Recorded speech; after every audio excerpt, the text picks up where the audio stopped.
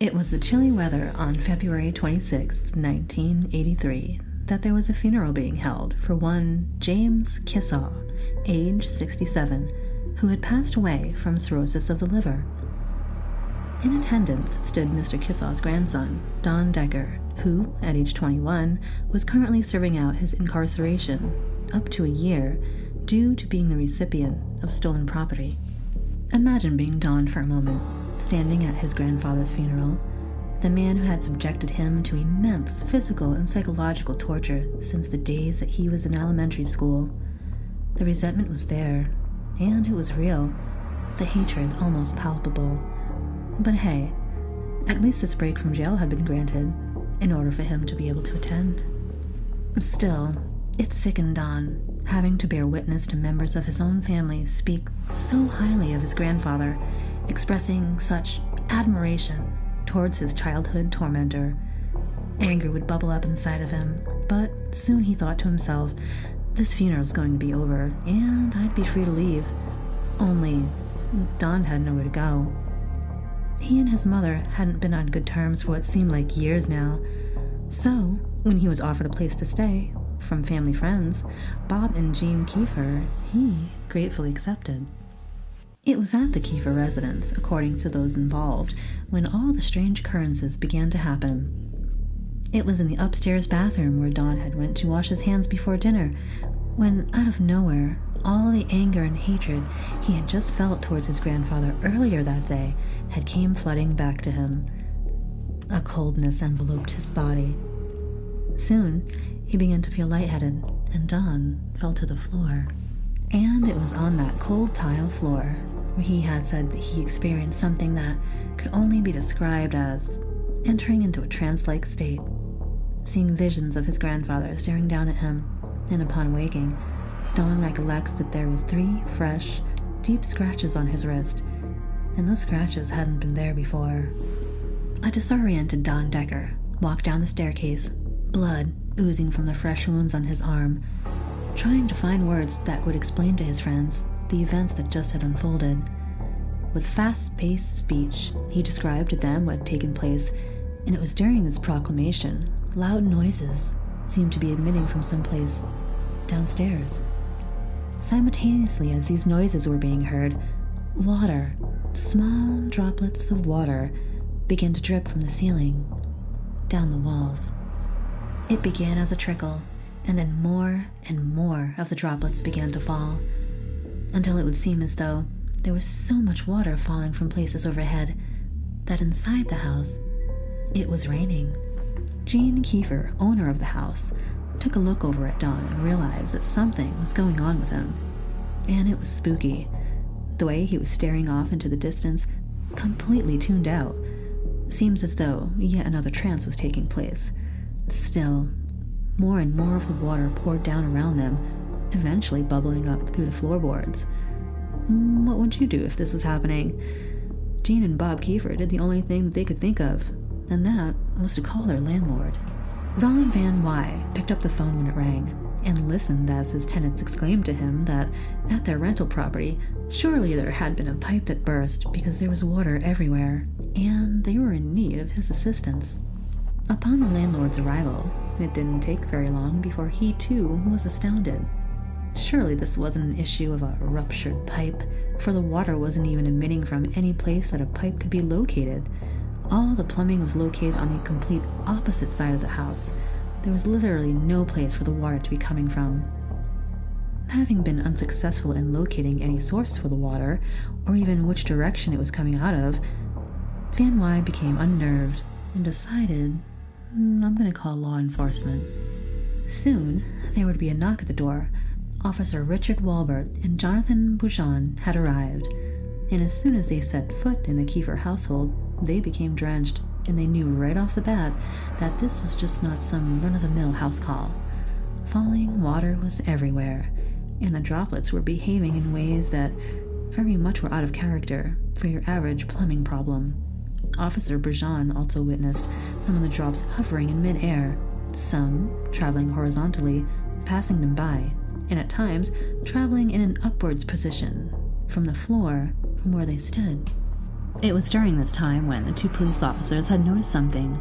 Don Decker seemed somewhat like in a trance. He wasn't looking so top-notch. His skin was ghostly white, and he was looking rather sickly. Adjacent to the Kiefer house, there was a pizza parlor.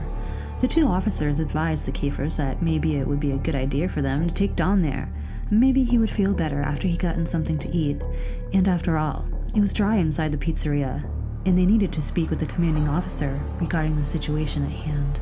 They all left, with the exception for Van Wy, the landlord, who stayed behind, still in search of an explanation for all that water. The Kiefers helped Don out of the home and across the street to the restaurant, and wouldn't you know, the minute that Don set foot out of the house, the rain that was falling inside would stop. Once inside the pizza parlor, owner Pam Scrofano shifted her eyes towards Don, who was just sitting there, blankly, just as something else had caught her attention. That was water. Water dribbling down the interior walls of the restaurant, from the ceiling to the floor, just as it had done previously at the home of the Kiefers, something she had witnessed with her own eyes. It was then that Pam had a revelation. With all these inexplicable happenings taking place with no rhyme or reason to them, there was only one explanation, and that explanation was possession. Being a Christian, Pam had a crucifix nearby, and to test her assumption, she retrieved it and put it on Don's skin. Witnesses swear that it left a burn mark. That in turn made Don jolt and snap out of whatever it was that held him a silent captive. Yet, although Don was awake now, the water inside still fell, so much so that in fact it was beginning to form little pools around the floor. It was then that it was decided to take Don back across the street, back to the Kiefers' home. And just had happened before, one step of Don out of the restaurant, and all the rain inside would stop again. But upon returning inside the Kiefer property, once again, the water would pour down around them. Only this time, things would kick up a notch. In the kitchen, utensils, all the pans began making clanging noises, violently.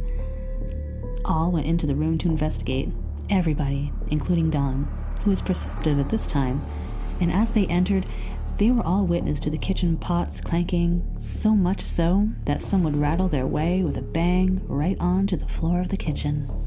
Landlord Von Wy was still at the premises. Having been witness to everything that had happened, he took it upon himself to call over his wife, Romaine, so that she could see it all for herself. And upon her arrival, she too watched as the kitchen objects threw themselves about, and had decided for herself that this was some kind of a joke. Soon, voices began to rise, and accusations thrown, heavy on the insistence for Don to make it all stop. As the arguing continued, Don stood there, but before anyone else knew what was taking place, he was seemingly lifted and thrown backwards to the wall by something that no one could see. Everyone stood staring. Maybe this was a case of possession after all. A knock at the door. The police had arrived. Officer Brujon and Walbert, alongside Superior Chief of Police Gary Roberts, here to assess the situation. A man of reason and logic, Chief Roberts gazed upon the physics-defying rain droplets still floating in all different directions around the room. It was his conclusion that this indeed was nothing more than a water main eruption. No investigation needed, and no report. Nothing to be seen here. Chief Roberts then advised officers Brujon and Walbert that there was no further need for any of their efforts on the matter, to leave, and not to return to this house again. And so, they left. However, neither officer believed the explanation of broken water pipes in the slightest. They discussed amongst each other how this was an ill attempt to cover some seeming paranormal situation. A paranormal situation that frightened even the chief of police. This whole entire ordeal stuck with the officers, and even though it was against their superiors' commands, the very next day Officer Walbert and Brujon returned to the Kiefer household. Only this time, 2 additional policemen were by their side, Officer Bill Davies and Lieutenant John Rundle. This day the residence was free from any indoor rainfall, and it seemed as though the sense of normalcy had almost returned. That is, until Officer Davies proceeded with his pre-planned experiment. Having been told of the burning crucifix incident, this piqued his curiosity, and Officer Davies wished to witness this for himself. "Your hand. Hold it out for me," he would allegedly request of Don. In Don's hand, he placed a small gold cross and informed Don that he was to hold it. This task was one of difficulty for Don, and he had exclaimed that in his palm the gold cross felt increasingly hot, making it exceedingly hard for him to keep it in there. It wasn't necessary for Don to hold it in his hand for very long, though, because once more, Don was picked up by something invisible, not seen by the naked eye, and again was flung across the room, reminiscent of the day before.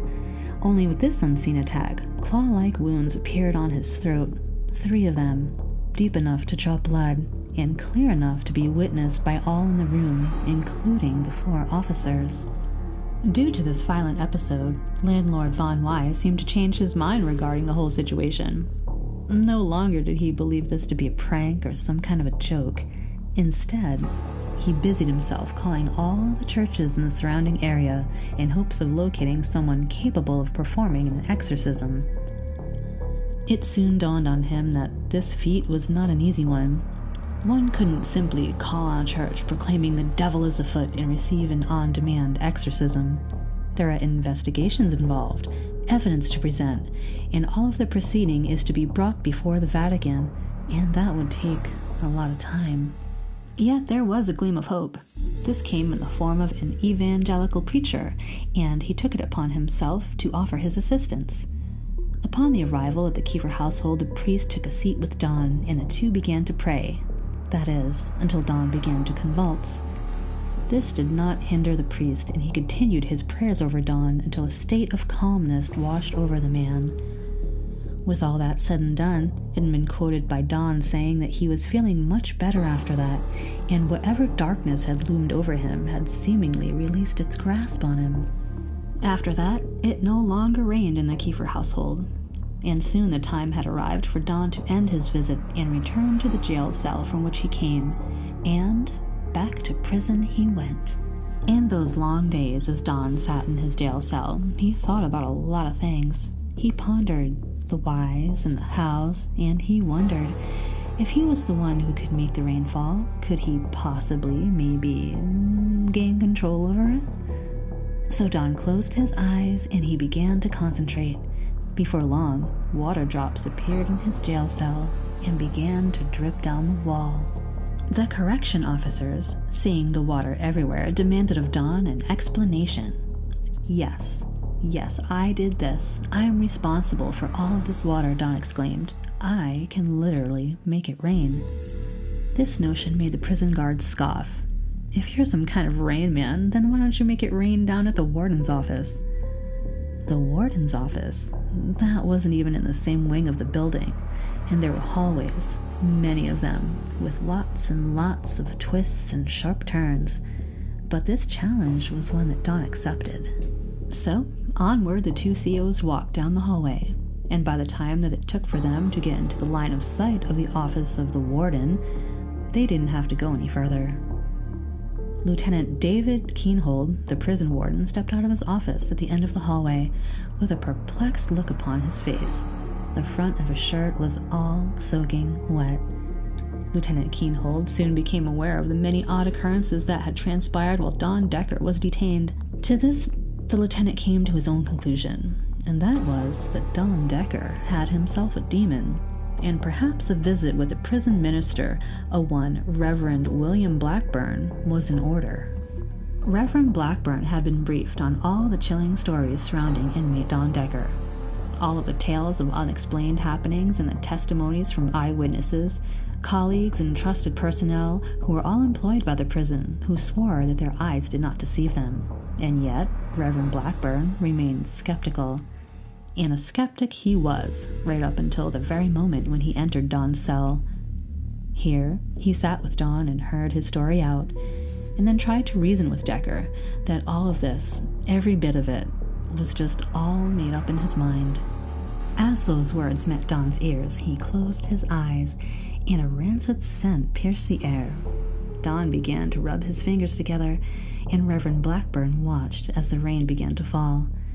Diligently, the Reverend prayed and prayed over Don as the water accumulated everywhere, making everything soaked, absolutely everything, all except for the Bible, which remained dry. It was only after many, many impromptu exorcism rites that were recited that the water around them would cease to fall, and with enough prayers, Don awakened and appeared normal once again. "Thank you," exclaimed Don to the Reverend, who wasn't a skeptic any longer, for he came to the realization that there was no human who could have been capable of the feats that Don had performed. After the exorcism, the Rain Man could make it rain no more, and for a while Don had led a seemingly average life.